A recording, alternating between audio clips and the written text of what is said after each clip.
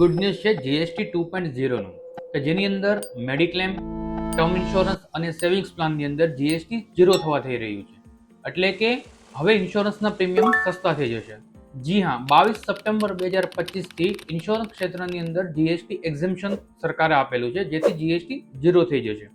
જે લોકોના રિન્યુઅલ્સ 22 સપ્ટેમ્બર પહેલા છે અને એમને જીએસટી ભરવાનો આવશે, પરંતુ જે લોકોના રિન્યુઅલ્સ 22 સપ્ટેમ્બર પછી છે એ લોકોને જીએસટી માંથી એક્ઝેમ્પશન મળશે.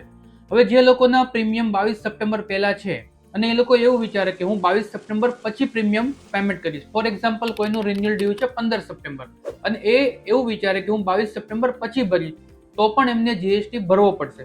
કારણ કે જે લોકોની ડ્યુ છે એ ડ્યુની ડેટ 22 સપ્ટેમ્બર પહેલાની હશે તો એમને જીએસટી આવશે, અને 22 સપ્ટેમ્બર પછીના જે પણ રિન્યુઅલ હશે એ બધાને જીએસટી માંથી એક્ઝેમ્પશન મળશે. તો હવે ઇન્સ્યોરન્સના પ્રીમિયમ ઘણા સસ્તા થઈ રહ્યા છે. તો હવે તમે કોની વાટ જોવો છો?